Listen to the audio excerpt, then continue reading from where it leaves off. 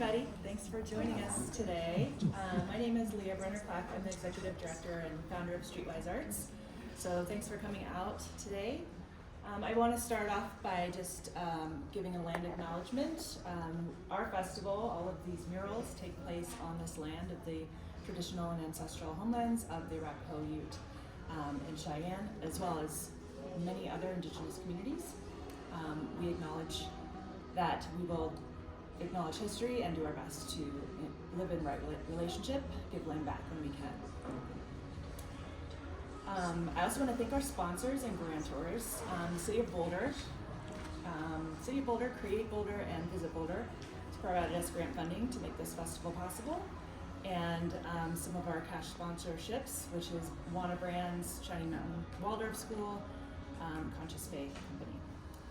Several other really great restaurant sponsors and in-kind sponsors made this happen as well, supporting the artists and supporting this festival, so we hope you visit them this weekend as well.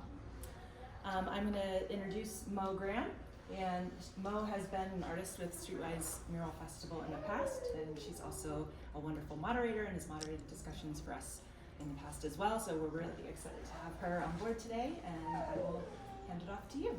Thank you. Hi, good evening, everybody. My name is Moe Gram. I am a visual artist. I also specialize in large-scale installation using my very large collection of silly objects that I probably have way too many of. And so beyond my hoarder tendencies, I also really enjoy moments like these where we get to share space with artists and creatives, and we get to engage in discussions that may be thought-provoking or even potentially give us something that we can ground ourselves in as we engage in community beyond maybe where we started before we came in through the door. And so I just want to start by opening the space with a lot of thanks and gratitude for you not only being here to dive into a really, what I think would be an amazing and fun conversation, but also for opening up your hearts and your minds to perspectives that maybe you haven't been exposed to prior to today. And so thank you all for being here. Today the conversation is around joy as resistance, and that's a very complex topic because when we think about resistance, we oftentimes can relate resistance to pain, to struggle, to some of the very unsavory realities that we exist with as humans every single day. And we also consider sometimes resistance as conflict. And especially in current society, we're battling conflict often, whether that be conflict within ourselves because we're grappling with our own personal histories and our own personal experiences, or that could be conflict with our neighbors, people who we love and we have enjoyed space with for so long. That could even be conflict with our society, with our personal politics, with the politics of our region, the politics of our nation, the politics of the spaces that we engage in, our work, you name it. There's these, resistance can oftentimes be sort of an identifier, signifier of the conflict that we are engaging with often. And so then when we bring resistance alongside activism, then it's a different conversation around what does it mean to move society forward, and what does that look like, what is that process, and how do we do that as communities that maybe aren't always seeing eye to eye. And so those are all really big, hard things to think about and to wrap our minds around. And so then when we say, but joy is resistance, it can be very easy to say, skirt, like how, right? How can joy be resistance? How can resistance be fun? How can we find happiness? And I think in moments like now, a very quick and easy example is these beautiful children, Palestinian children specifically in Gaza, who are still managing to find time to play kickball, families who are experiencing very trying moments where their lives are threatened and they're still finding time to be together as community and finding space to laugh.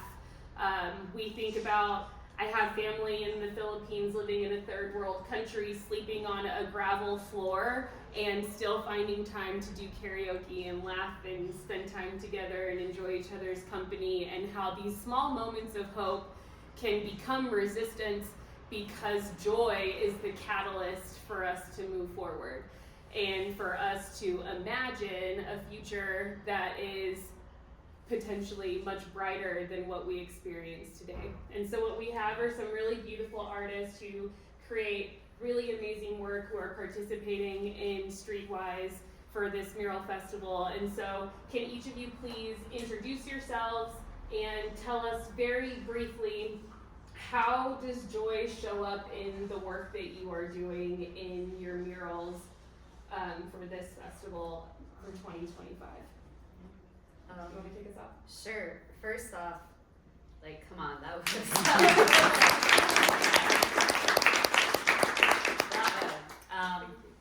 so following that up, I'm Aerica Raven. I am a muralist, visual artist thing that is up in Fort Collins. Done a little bit of work with Street Wise over the last few years. It's been a joy in and of itself. And my particular piece this year is working on the more interpersonal level as opposed to the more global scale, ways that we can create and share joy with people that maybe we are seen as other.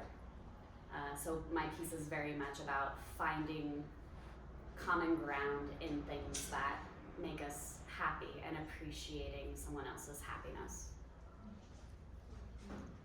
Awesome. Yeah. Your answer's gonna be better than mine. Nice. My name's Carraway. I'm an artist in Denver.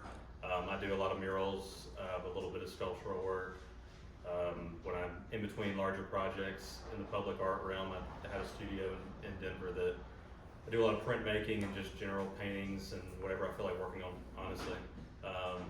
The piece I'm doing is down 8th and Pearl, and I have a window directly in the middle of my wall that I wanted to use in the designs to not distract from whatever I was trying to paint on the wall. So I'm just painting a general background of like a moody blue flowers that are derived from some block prints that I've done in the past. And I'm going to make the window look like an old sign that is going to have like a sarcastically positive statement that also look like a no trespassing sign at the same time. So that's I like to bring a little bit of humor into work that I do, and the joy aspect definitely shows in that aspect. Hi everyone, I'm Cha. I'm an artist based in Denver as well. I do mural, mostly canvas work, and I'm basically creating a world for my character Chacho. So all my work is just based on that. And for this year's theme for Street Wise, I chose to, like the examples you were citing earlier, I just wanted to use an everyday activity, which is like sharing a meal together as a way of resistance. Like sometimes I think we look too far to find joy or something else when you can just, it's something you're already doing, you know, there's no need to look too far, you just, I'm repeating myself. But yeah, so my piece is just all my characters having a meal together, and it's like a zoomed in scene on the wall, so.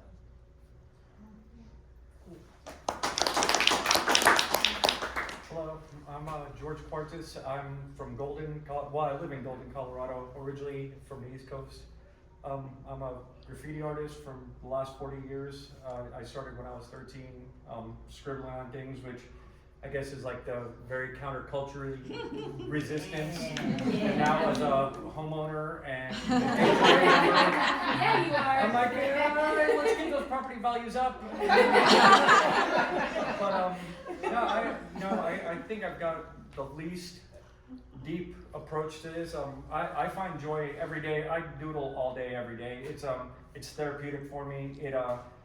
no matter what's going on in the world, I could just sit down and draw. And you know, I want anything that I paint to be an escape from everything that's going on. You know, so maybe it's not resistance, but it's like you know, put your head in the ground for a minute and forget about all the noise that's going on and everything that's so divisive in the world. And feel like right now I'm painting.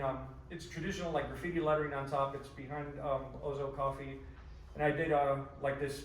I've been doodling these snails that have got like heart shells. You know, I don't know. It was just something I came up with one day.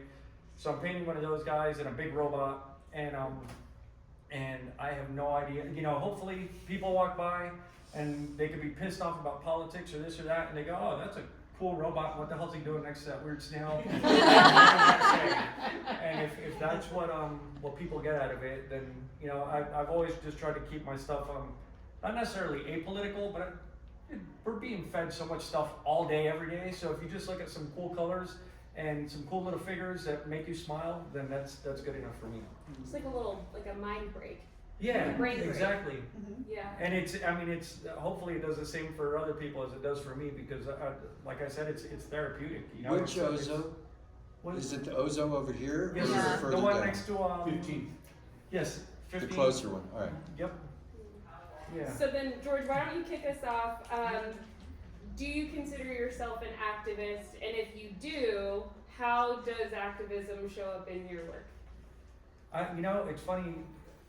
As far as like the graffiti stuff and the stuff that I tend to paint, like mural wise, I wouldn't say it's like super, you know, like I said, it's like a break from the everyday stuff. Where I'm more of an activist is like in my community. Like you know, I do photography, I do sports photography, and I shoot all the sports for Golden High School, because my kids go to Golden High School.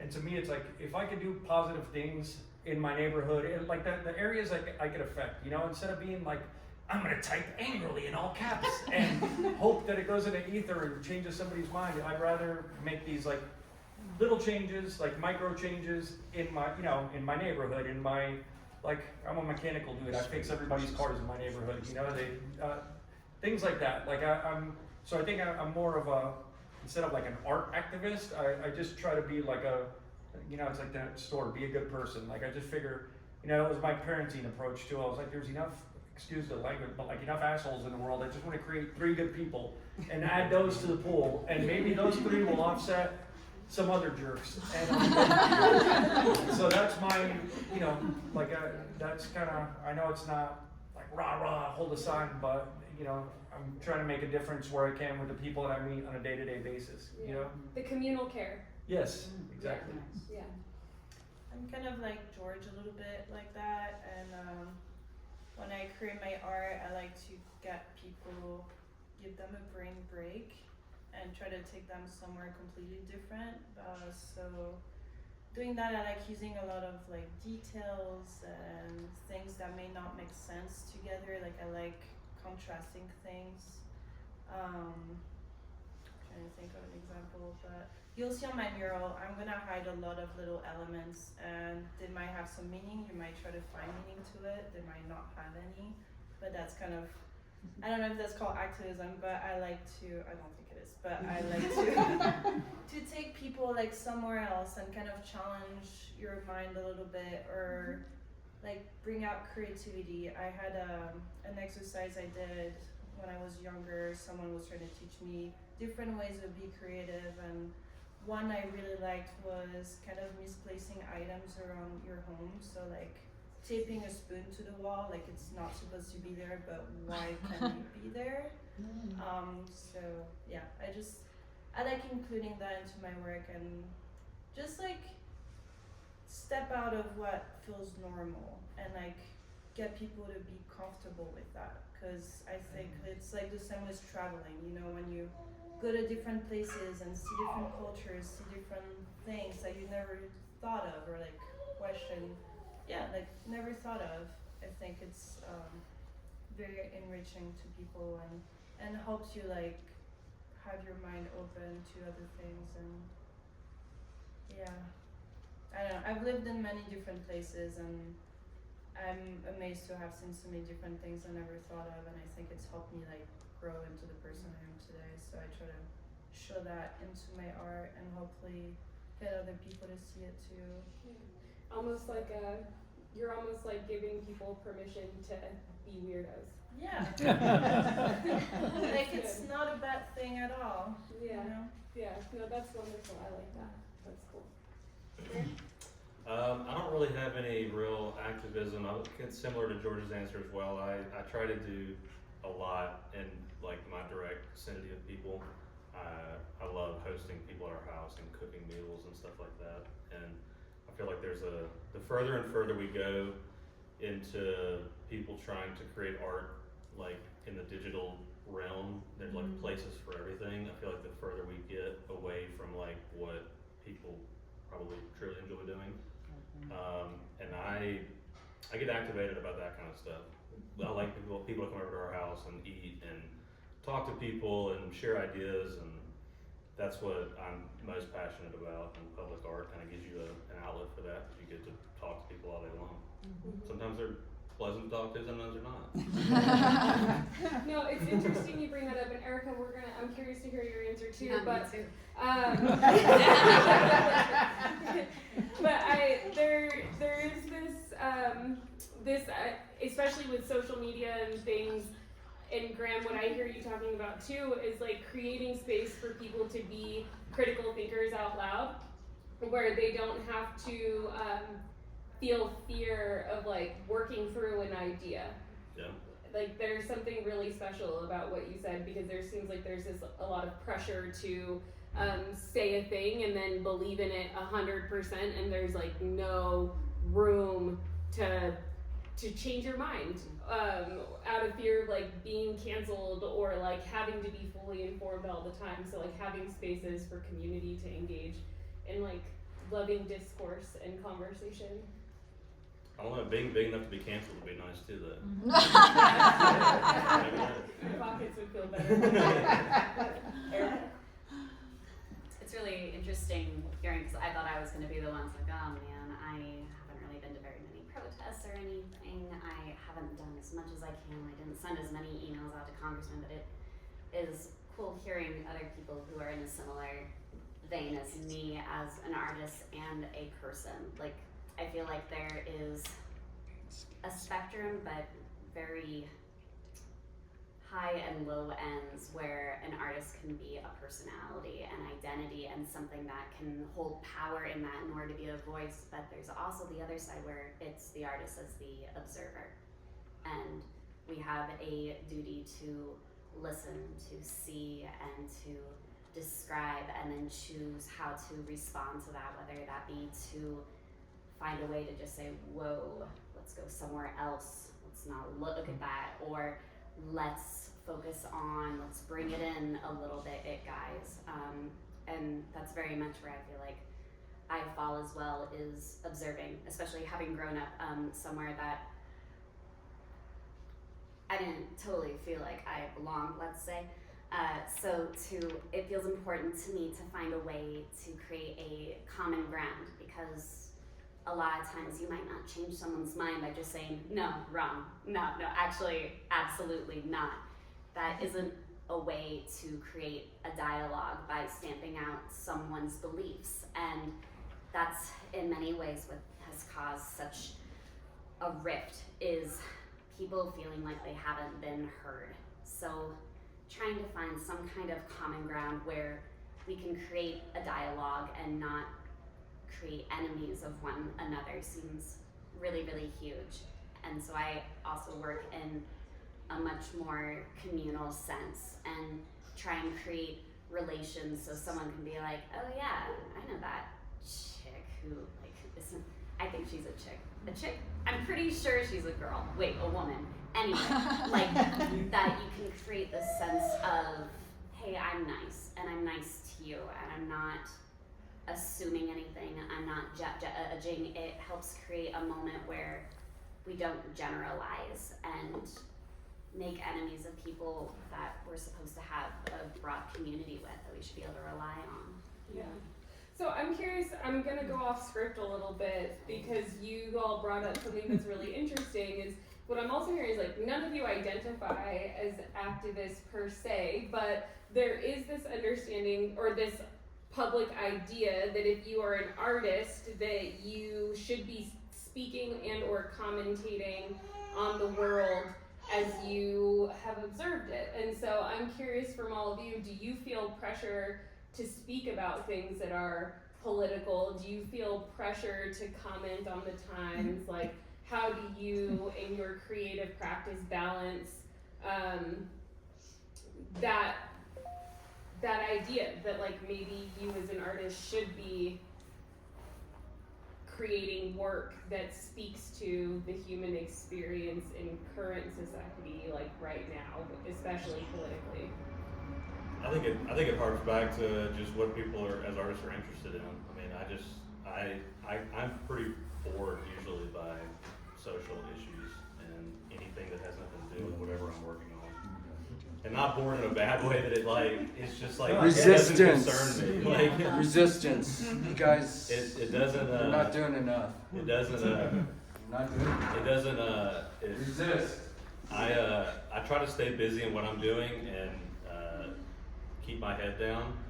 If something directly affects like my personal life or my neighborhood or whatever, and it's like something that's important to me, then I can see myself probably being more action oriented in that regard. But I don't know. I feel like I'm too locked into what I'm trying to do to really give my take on anything that I don't really know much about, to be honest.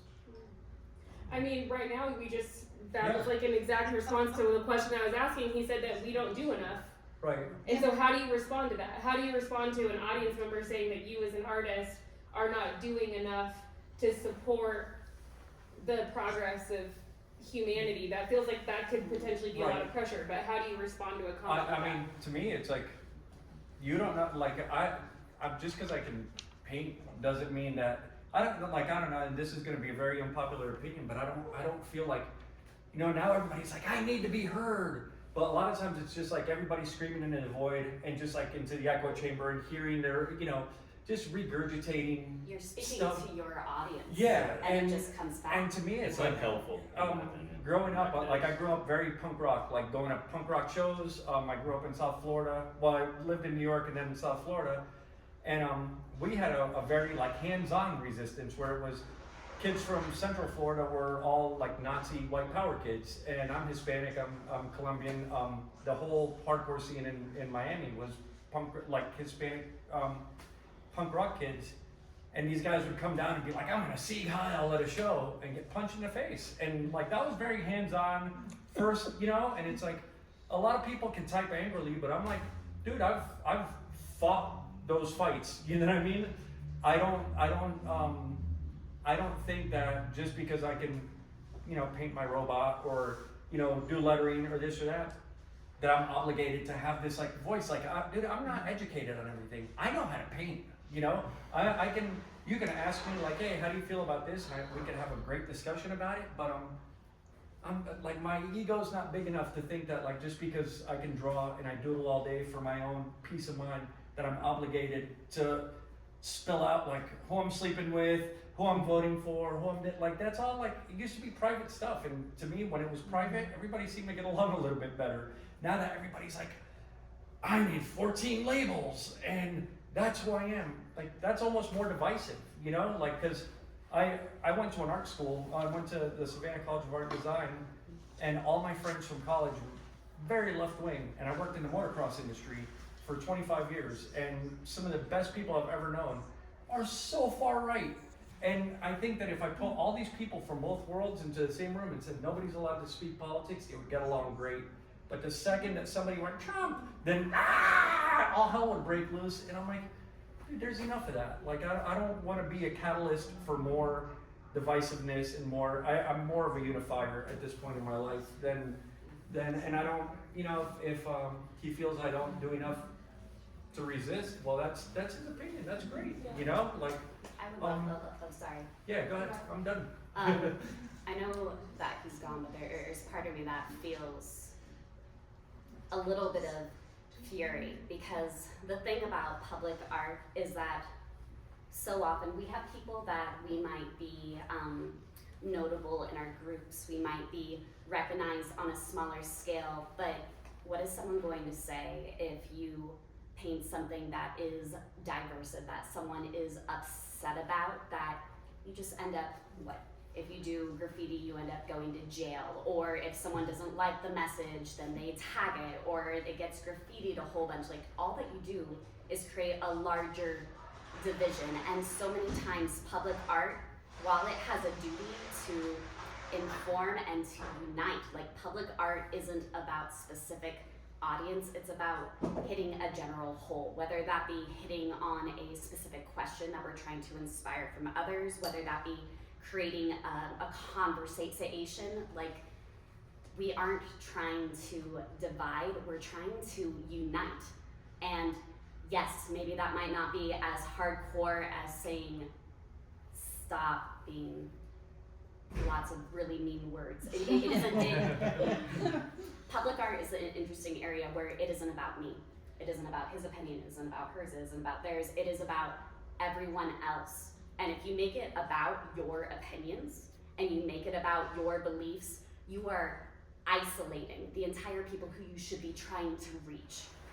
And if you just have an echo chamber where you're just celebrating that we all feel really good about where we are, you're missing the whole point of what public art is, which is bringing a community together so we can consider, think, and have a dialogue.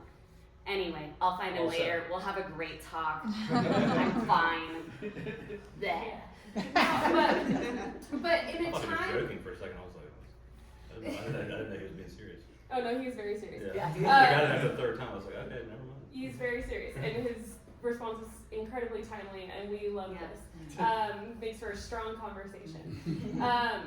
And so I think also something that's interesting though, in a time, especially specifically in the context of the United States, Colorado is a box state, landlocked, close to smack dab in the middle, right? And so it's interesting to think about a time when everything is so divisive, and what you all are talking about is unification.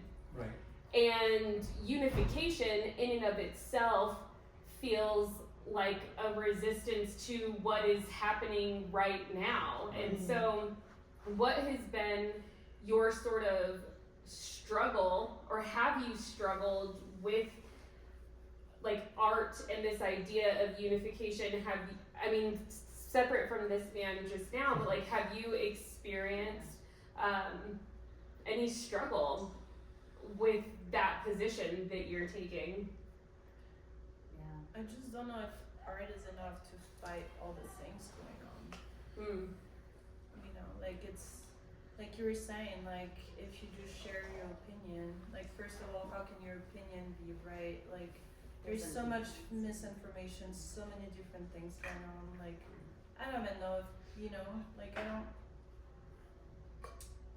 don't know. And like, I don't know what can really make a difference for everything going on. So I really like this year theme, because joy is, I feel for me, is a great way to fight anything. Like, I'm gonna say it again with the examples you mentioned earlier, just like going through every day and just doing the little things and like focusing on that and letting all the outside, like, but the thing too is like the outside is there and it is real, and it's not gonna go away if nothing changes. But it's like, I don't know how the saying goes, but you know, you, instead of changing the world, you should just try to change yourself first. And how these guys are just focusing on their communities and like what's around them. Yeah.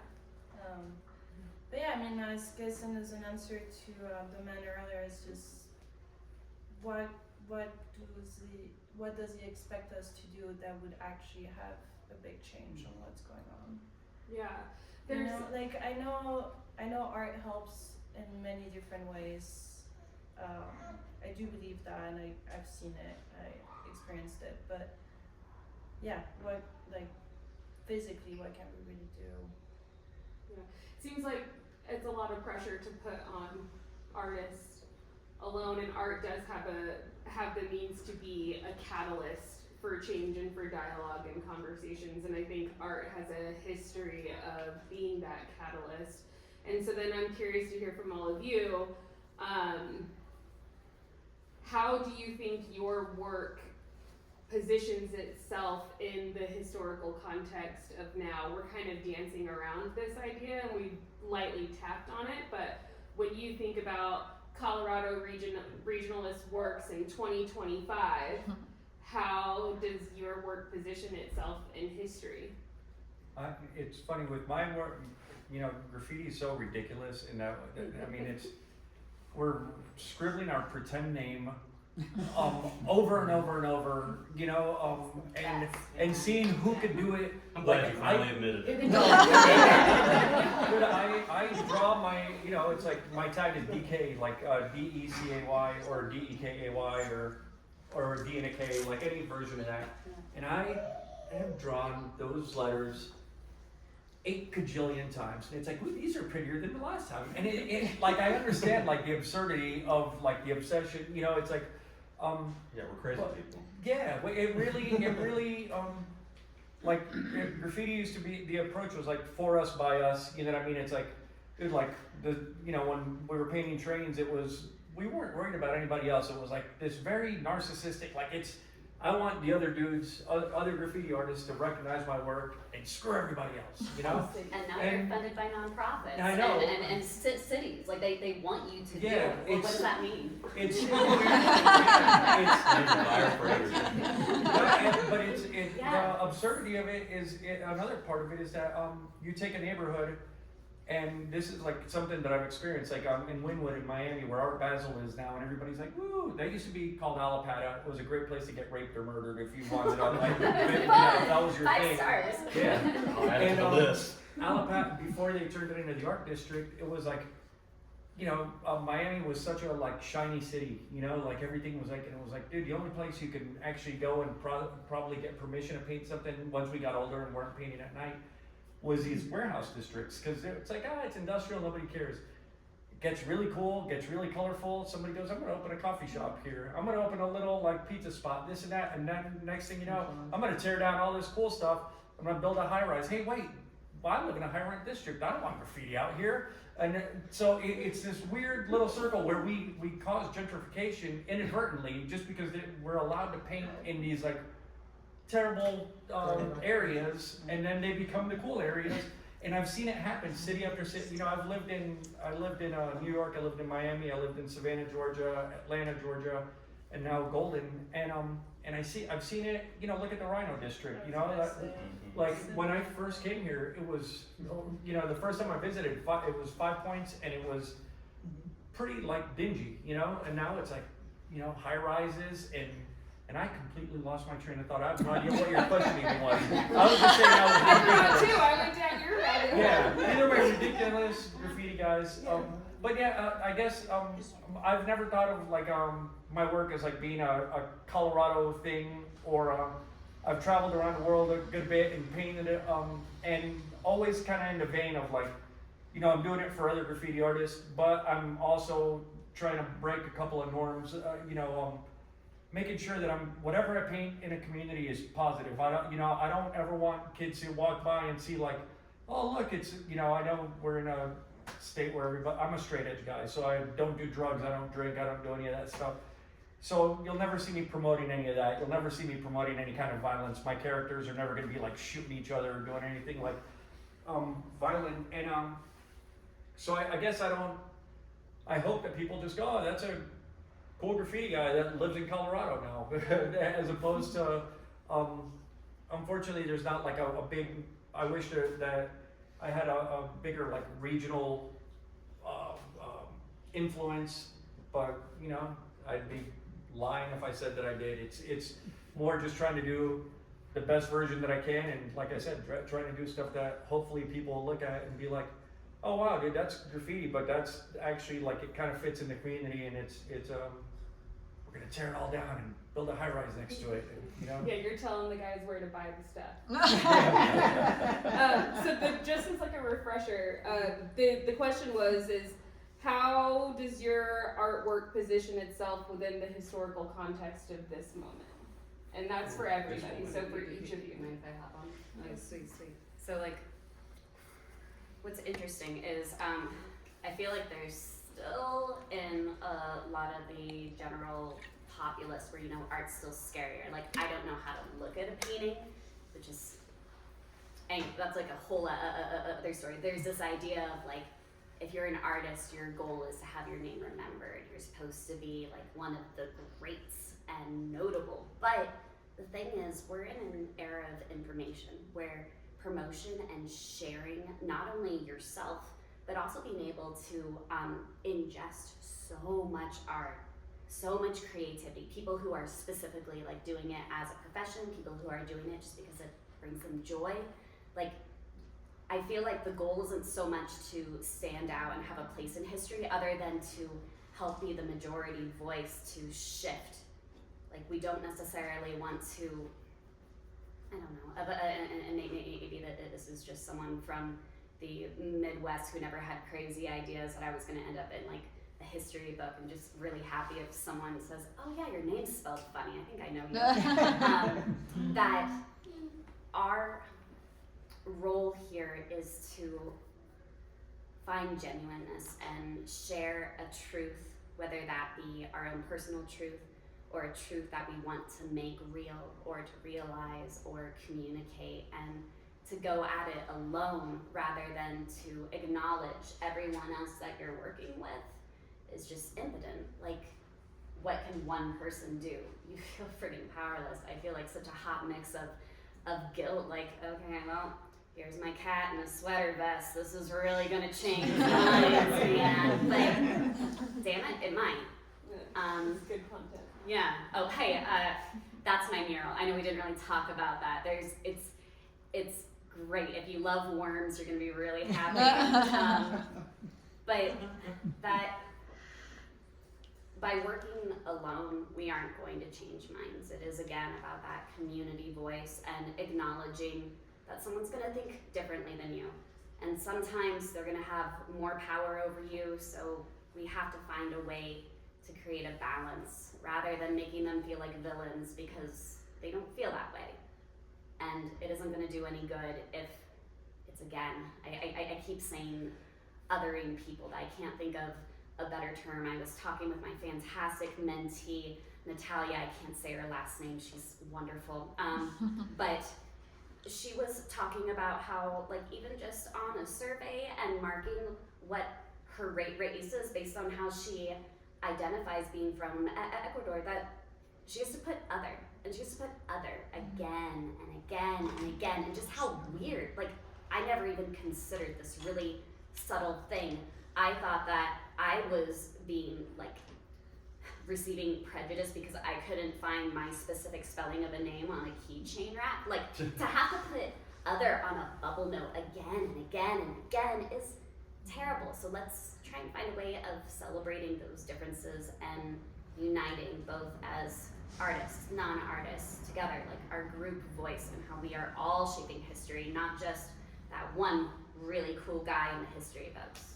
Yeah. Okay, yeah. Love it. Love it. Cha, Graham? Can you say the question one? I know, we go deep down the rabbit hole. How do you position your work, or where do you think that your artwork is positioned in the historical context of this moment? Like, for me, my art, I feel is its own story. Like, I'm writing a story. I've been developing this character for 13 years now. I'm building a world for it, and my goal is to really build a world for it, like a room you walk in and you're in this completely different world. Yeah. And I like to think of it as, like, you know, like when we see prehistoric drawings and things like that, like maybe in 2,000 years from now when the earth might be exploded in pieces, and maybe one of my walls is just something someone finds, and like, oh, okay, so this is what people look like, this is what you know, like, that's, I guess, my fantasy or whatever. But yeah, I don't know if that answers your question. You'll throw off So- future anthropologists. Yeah, like I like to think like, you know, it's his story, like someone else's story, or it's our story for sure, but I like to create my own and what does it have to make sense. Like, I like to make things that don't really make sense or, yeah, make you wonder, and It's gonna be the That's- robots that find it, so. yeah, like that's Realistically. big snail too. They're gonna see the snail and be like, oh, so snails were about this big. Yeah.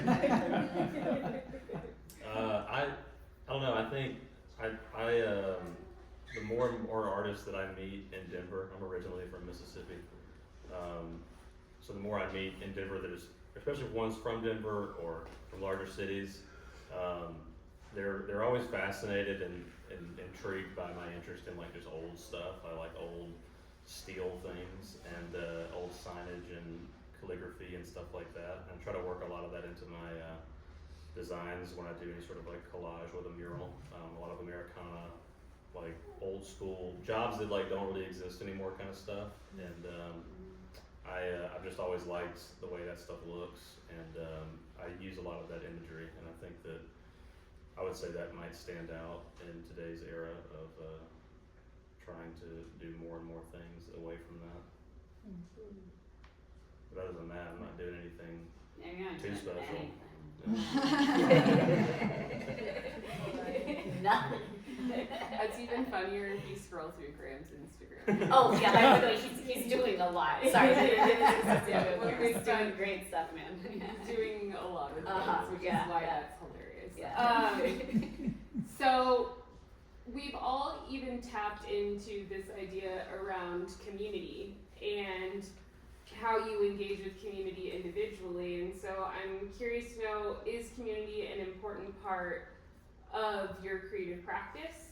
And if so, how? And if not, why? I love like community and everything. One thing I started doing, and I will never stop doing, is make people color with me and spend some time creating together.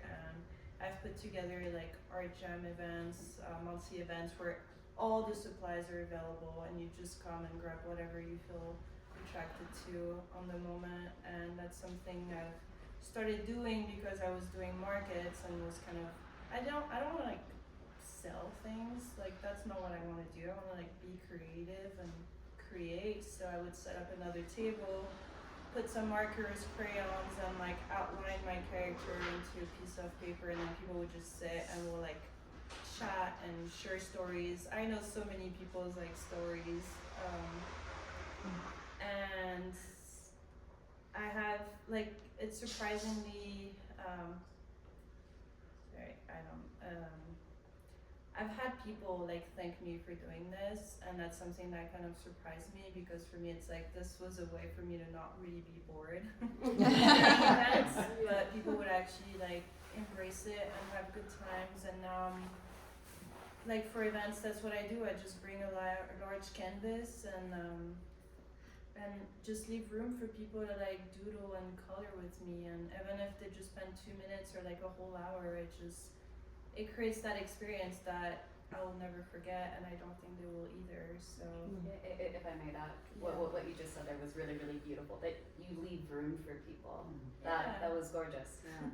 Yeah. like it's like, yeah, do it with me. You know, like Yeah. I will never stop doing it. I'm doing it either way, but Yeah, that's really beautiful. So yeah, I love sharing moments like that, and then I learn other things from people too. It's like meeting others is always something I've loved, like people, like so many different people. Yeah, I like doing community stuff with murals, especially. It's fun because if you would have told me as like a 10-year-old like how to do that, it would have been sky's the limit. Knowing that you can show like younger people how to do it and translate not even just a mural, but like stuff you're scribbling on a piece of paper can be scaled to an infinite possibility if you just really have the desire to do so. And that's always fun. I've done a ton of workshops with cities and as part of murals or as not part of murals, with schools and stuff, and they're always interesting to do and just no matter the age of people. I mean, kids are obviously the most hilarious, but even adults, like, you'd be surprised how many people are just like so interactive with that sort of stuff, and how rewarding it can be just to like just show somebody something that you take for granted a lot of times because you just do it so often. So it's always nice to get like that touch back to ground and be like, oh yeah, okay, this is fun to do. It's not just work all the time. Yeah. Yeah. I guess for me, community, you know, like I said before, I'm big on community, but as far as how important it is to me, I think it's everything. Like graffiti being a subculture, you know, there's a whole other world out there that you know you're like indoctrinated into, and there's, you know, very rigid and strict at times, and you know, there's crews and there's politics within that world, and I've tried to navigate it. Like, I've always tried to be a bridge builder within that community. Like, you know, if I met somebody from somewhere else, I'm like, dude, let's paint. You know, like I've always just tried to like, and the end result isn't the important part. It's the building portion of it. And then outside of the graffiti world and festivals like this, it's rad to like just the amount of people that came through today, like on the little tours and all that, and being able to like show them that like, hey, not all graffiti guys are like, you know, like some like, oh, hip hop don't stop guy that's gonna like, you know, hold my blunt and my 40 while I paint. You know, it's like it's not that. You know, it's a lot of the younger kids. You know, the beauty of the graffiti world was that it was based on mentorship. You know, it's like you would take it. You know, you would meet kids. Hopefully you were like-minded enough. You would get into like a graffiti crew. The styles were passed down like from the older guys in the crew to you, and you know, and you keep passing them down. And it, you know, I've been in the same little like graffiti crew for, like I said, 40 years. Like I got into my crew in 1985, and I still like, you could still see parts of, you know, the guys that, you know, my friend Rick Diaz or Chuck, like all the guys that mentored me, you could still see elements of their stuff, or you'll know that and then the cool part is like when I moved here, I joined a crew called ATT that's like huge in the Midwest, and we had our the first reunion that I was able to participate in this year, and you know, I just opened my home to all these guys like that. You know, we've messaged each other through Instagram, but I've never, and I sent my kids to stay with their mom, filled my house with dirtball graffiti guys, which are, you know, is what I thought, and they were all like we were all like so like-minded, all from different cities, Kansas City, St. Louis, Chicago. We had a New York guy, we had a San Francisco guy, and none of us had ever really painted together. I mean, a couple of them had painted together here and there, but it was the first time that we all got together. And that sense of community is rad, like where you're like, wow, dude, we're so like-minded and hearing each other's stories. And the fun part to me, the community part, is really like the human experience, like the interaction with the people. Like today, these guys saved my life. I would still be stuck in a gutter. This is no lie. My keys fell down into like a drain hole, and I smartly shoved my arm in there and got stuck. Like the thing collapsed on me, and they happened to be there and rescued me. And good job! I would still be on my hands and knees behind Ozo Coffee, like, yeah. So humans are still good, guys. yeah, that's what I'm saying. Yeah, and at no point did anybody ask anything political or anything. You know what I mean? Like it was like Wait. today we were all. Before you say me, who'd you vote for? I've had people like ask me that, and you know, like, oh, and I'm like, dude, who cares? Like, you know? Yeah. It's like, I'm a communist. No. It's no, but it's like, to me, it's a people thing. You know what I mean? Whether it be at my kids' school, whether it be my kids' sports, I live vicariously through my children, or situations like this. It's so important to just talk to people and realize, like, dude, we're not all that different. You know, like we may think we are, but we're not. If we're all, you know, community is like, to me, the most important thing. Like, it's like the hallmark of everything I do. Awesome. Yeah, it's like when there's a natural disaster and everybody just forgets about everything else and helps each other out. Yeah. Like COVID, when we were bringing each other groceries and loving each other and doing Clocking exercise outside our dances door at from 7 o'clock for the healthcare workers. yeah, you know, there was like a special moment. Do you wanna share how community shows up in your work? Yeah, so growing up, I don't know, like community was kind of a weird thing. There were all the people that you shared the same space with, but whether or not someone was going to, you know, get into your business or AKA share your troubles was always a bit iffy. So to now as an adult where I have opportunities where people are asking, what do you need? Or offering gifts that make me so excited to do it back. It's been really, really cool to share what for a while I felt like was kind of like nothing. I'm like, okay, I can show you how to hold a stick and write on walls and someone might get mad at you about it. But that people value that and to see value in sharing skills and tools, like very much like your crew. I was super fortunate to learn from people with vast experience to learn how to make the things that I wanted to, or how to express things in the way that felt authentic to me. And being able to share those hands-on tools, especially in a more digital age, feels really important. Because as much as I might use the computer and whatnot to process and refine things, going back to hands still holds something very, very true, and sharing that with a group, sharing whether it be to learn or just sharing the space and all experiencing this tactile element is so beautiful. And I feel like a broken record, but I guess we all are. Like, we're all just longing for unity and community, and I think unity's in community. Oh, nice. But like, whoa, that's crazy, mind blown. But we're just desperate for that. We don't want fighting. We don't want anger. We don't want shooting. We don't want tear gas. And we don't want any of those things. We just want to talk. We want to listen, and pushing that.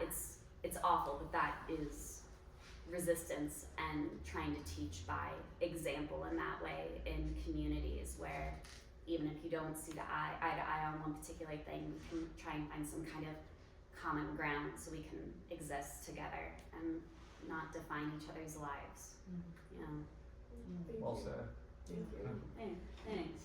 So I wanna open it up to all of you. Oh no. What questions are coming to mind? Hello to those of you who are just now joining us. I think there are a couple of seats if you want to squeeze in. You're more than welcome to. Do not be shy. We only bite after the show. Wait, what? Just She's gonna slip. I'm gonna speak for you guys.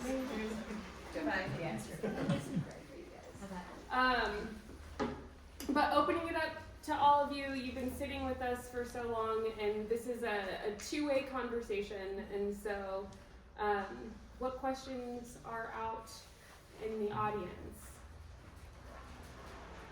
If there are any. Now you're on the spot. How's it feel? Yeah. That expectation. Just like this. Not so easy, is it? I have a question. Sure. How did you come up with the title for the talk? Joy is resistance. Allison. Leah? Leah. That's a question for you. Have our fantastic organizational members. Yeah, shout out to the Street Wise. Street Wise Art. I can't recall the exact title of what we call this panel talk, but I know our title for this festival is celebrating joy as a form of resistance and a form of activism, because you can't be an activist if you're depleted, if you have no community, if you don't nurture that also. So that's sort of the exploration of this conversation and how all of these artists are embracing that, giving that to the community, and giving that joy as a form of, building that community, building that regeneration. just ask only because, I mean, you all are lovely and you do wonderful work.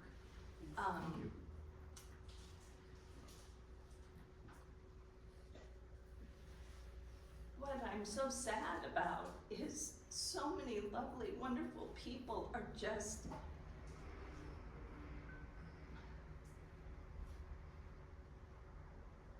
I just feel like we need to be louder about, my child is a non-binary person on the autism spectrum. So they're being told they're a terrorist. And so the reason I consider myself an activist, I don't want to be mean or fight. I want community. I helped at my kid's school. I work as an election judge and I help everyone to vote, and I want to. But I came here because I worked in the arts for years as an administrator, and the artists have always been a beacon to me of the truth. And the truth isn't being told. So I spend my weekends on bridges with signs, and I do bad art, chalk art on sidewalks to try to tell people to wake up. So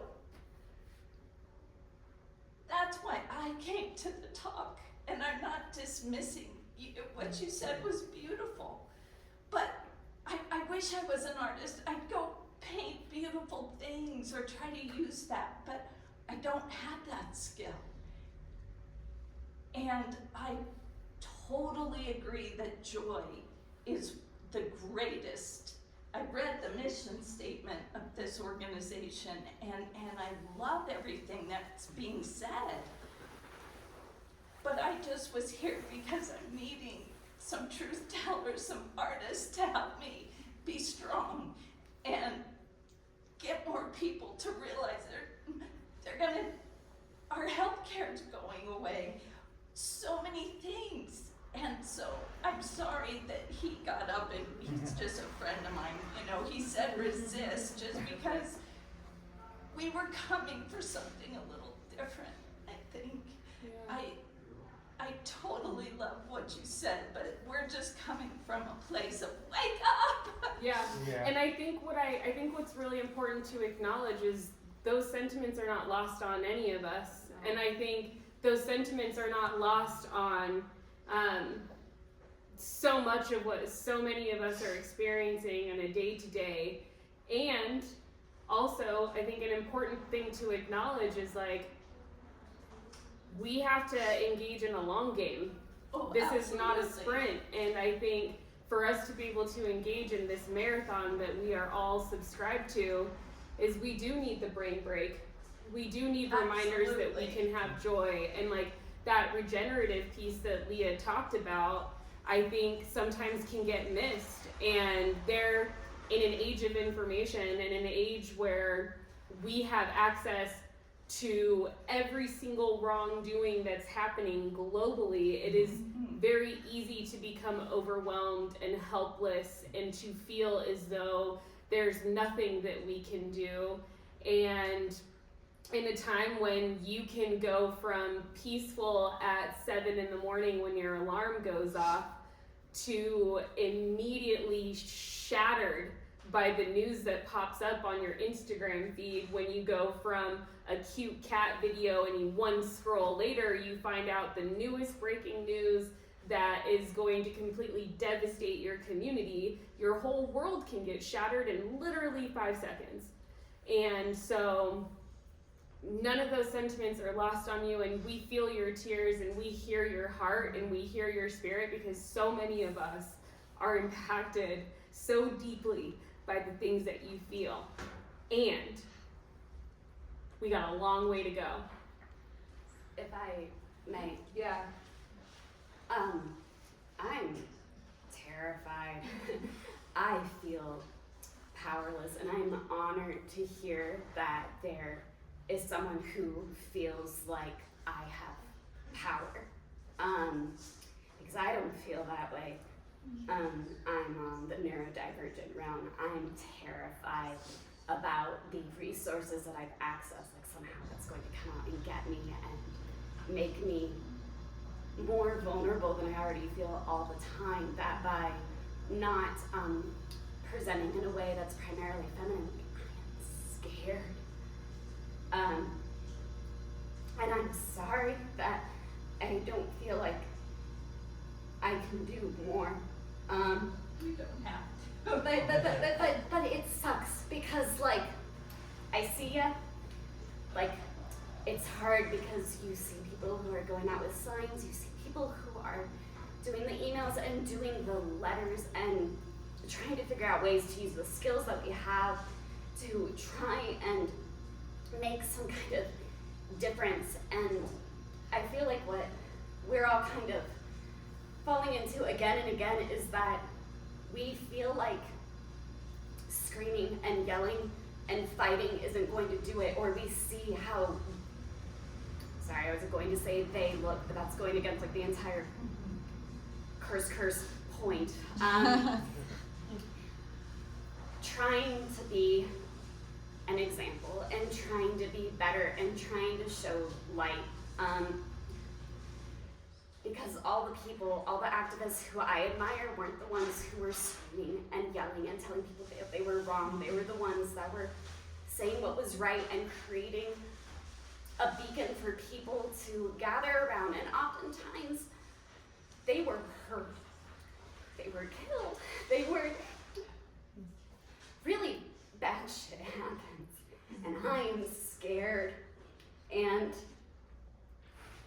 if this is all that I can do to try and help change someone's mind by doing a Trojan horse that just maybe makes them think about other people, then that's what I'm going to do. Because I would rather be able to keep talking and saying that message than to be shut down or turn off people who I could have had a dialogue with.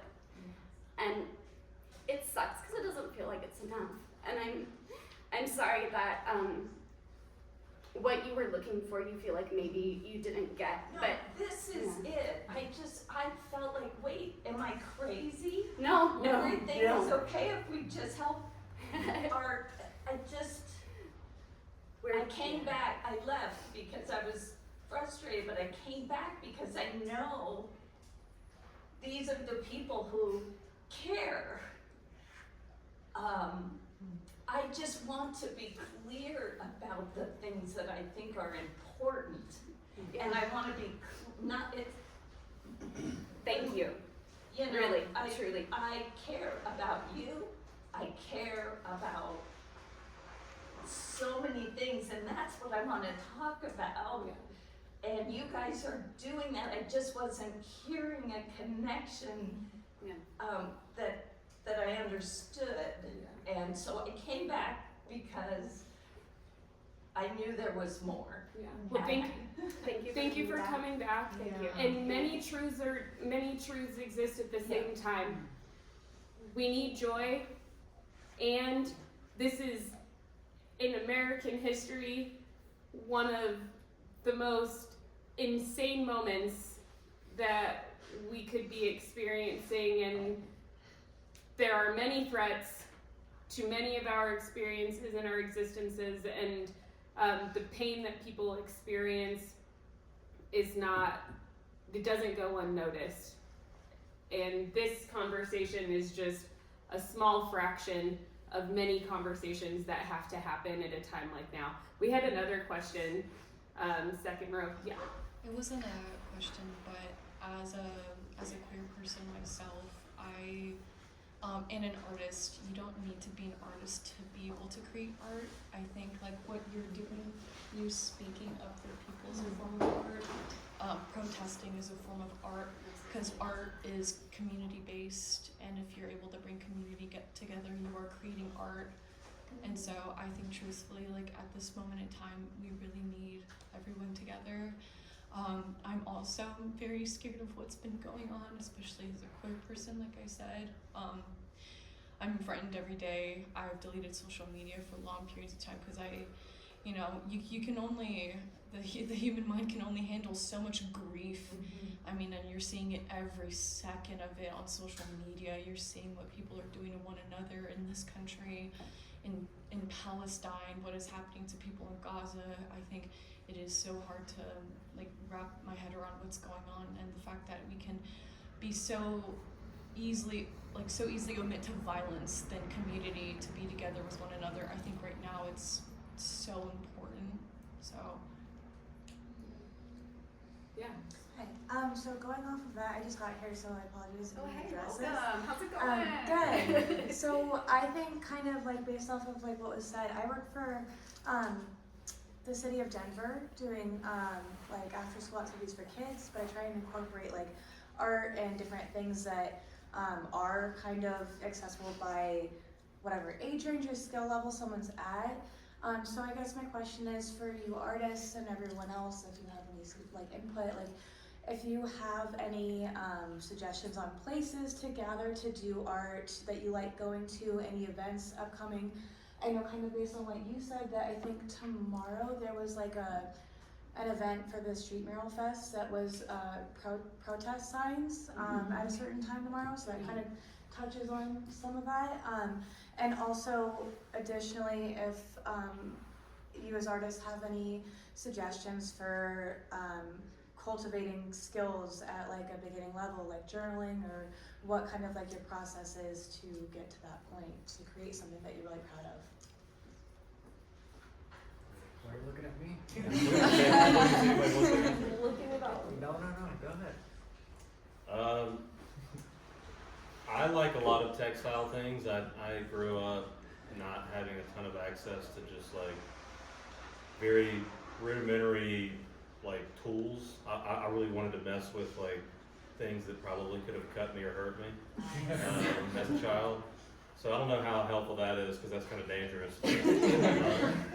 I really enjoy being given like freedom to just like use and abuse things, and whether that be materials or tools or just making something messy. I feel like a lot of times people they try to like push kids especially into this like cleansing box of like don't make too much of a mess, and I don't think that's very helpful.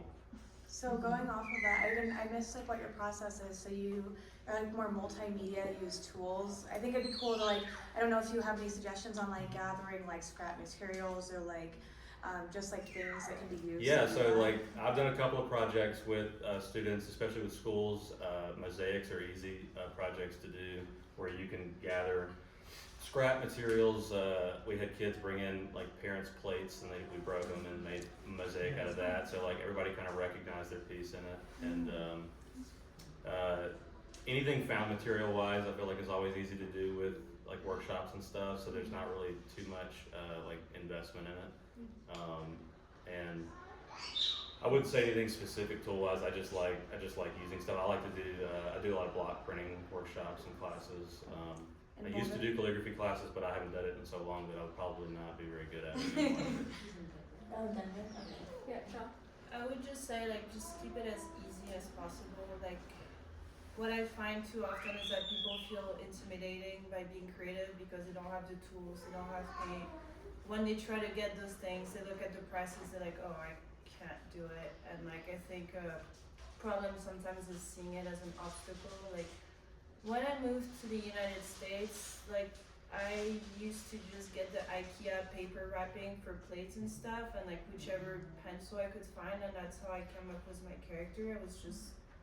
I was bored, I didn't speak the language, so I didn't have friends, and I would just color in anything. Like I would draw on cardboard, and now I've actually sold those cardboard paintings, you know, but like that's like I also do a lot of workshops and things like that, and I just try to keep it as simple and easy as possible. It's just people need to be bored, like not have anything else to do, but with anything, like found objects, like anything. It's just don't put like limitations on what you need to be creative. It's just anything you can grab, or even if you just close your eyes and start imagining something in your head, like you're making something there. So, and like repetition too is my second tool for that. Just don't be scared. Like, keep doing it again. If you're trying to do something first and you don't get it the first try, that's not a surprise. Like, nobody gets an easier on the first try, you know. So yeah, for kids, I would say just keep it easy. Like,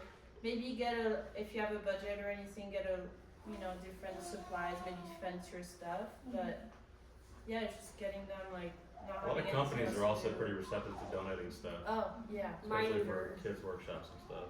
Yeah, Mininger loves donating to kids. No, and Green Sheen, the sponsor of this event, it's a recycled paint company. Nice plug. And I mean, but it's the truth. Like, you I go to use any their of these paint paint for recycling mine. places, you can get materials for really cheap. And I used their stuff for my backgrounds today, and I mean, it was, for being recycled paint, it was awesome. Like, it covered well, it did everything well, and it's a nice cheap resource. And Goodwill, like a lot of us, I don't know what we were talking about it. We, painting over all, go to Goodwill, find the worst painting with the coolest frame, and paint over it, or I like adding, with my little robot theme, I add these little robots into these like Victorian scenes that I find at Goodwill. Yeah, we should. And so Goodwill is a good place to find canvases, usually $5 or $10, and keeps it cost effective. I'm there every 2 weeks. Yeah, I'll There's just speak also to the workshop tomorrow too. I hear you all talking about being creative with materials and with what you have, right? And so the idea with the workshop tomorrow is like transform a pizza box into your protest sign. It's a cheap piece of cardboard and it's a sturdy, reusable sign that you can then take your creativity in whatever direction you want it, be it wheat paste, be it markers, be it stenciling. But it's really about like using the materials that we have, right? A cheap, sturdy thing is now a tool. So I think it's about creativity with your materials and using what you have, right? If I may jump in real quick to that, I think it's really important to make sure that art doesn't have a bar all the way up here. Like, even if it becomes a class or if you have it in a museum setting, even though it's so cool to have that inspiration and accessibility, some people can immediately feel like, okay, I don't belong there. So to look at art, like just like the art of activism or music or dance or writing, like all of it is play and creativity. So whenever like some of my most successful kind of gatherings or bringing people in is kind of like with your pop-up chat, where it's people might not be expecting it, and it's like, hey, sit down, make something dumb with me. I got a paper plate. Do you have an idea? Like, let's play. And having that accessibility is huge. And sometimes that can be so nice if you remove traditional tools like brushes and pencils and charcoal. Like, what can you do with this shoe, man? Like, I'm really excited to see where you're gonna go with this. Even if you just like go totally dada and just tell me why this shoe is talking to you about banana harvesting. Like let's get creative with thought and objects, and that way people can find their voice in their play. Yeah. Before we go, and as we start to wrap up, and I mean, you all are, some of you are still painting, some of you are wrapping up, some of you, I can't remember if anybody here is done. No, okay, I didn't think so. If you could describe, as like a teaser, to get this crew to go look at your work, describe your mural in 3 words. Oh, jeez. Wait, like 1, 3 to 5. Ridiculous robot snail. There you go. I'll be naked while painting. Woo! There you go. I won't be. Not really. I'll be covered to the gills. No sunburn. Very modest. Very. Modest Graham, in case you're. That's what we've been calling him this whole time. Mine will be like, what are we eating? Ooh, I like that.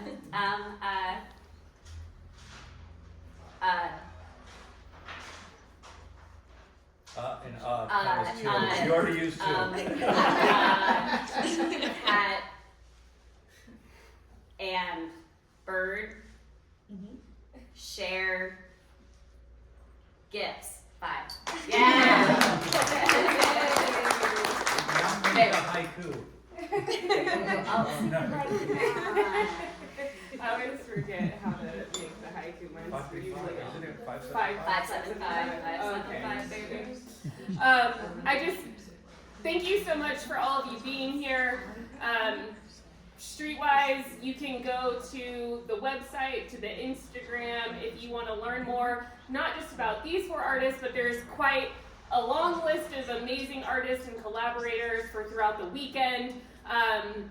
Please get to know them. The holiday season is coming up. Do not go to Target or IKEA to buy your art. Support these guys instead, or me if you want to. And just thank you so much to Streetwise, to all of the sponsors who've been supporting the organization, donors, and just all of you for being here and for continuing to support artists like ourselves. We appreciate it. Because you show up, we get to continue to cultivate this career that we love, that is both a blessing and a curse.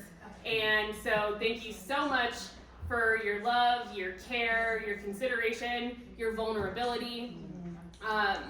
It's a long way to go, and human life is both absurd, challenging, and somehow also incredibly beautiful. And so just thank you for existing and for being, and specifically for being here. Thank you so much. I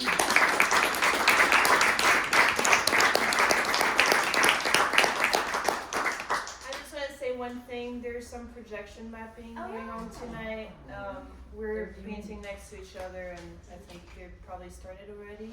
Yeah, I think 7:30. Yeah, as soon as it's dark. I don't know what dark. time it They're is, setting but- up. So yeah, I just wanted to plug a couple more things. I want to give a big thank you to Tiffany, whose gallery this is.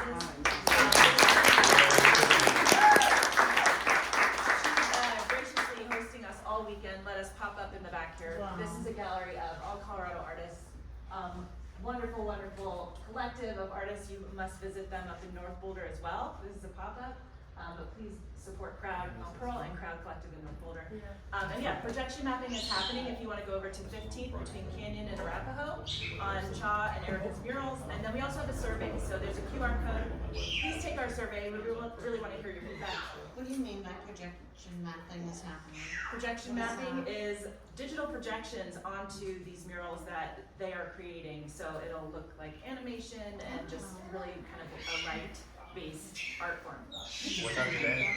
What time's it end? I think they just kind of go until people stop watching.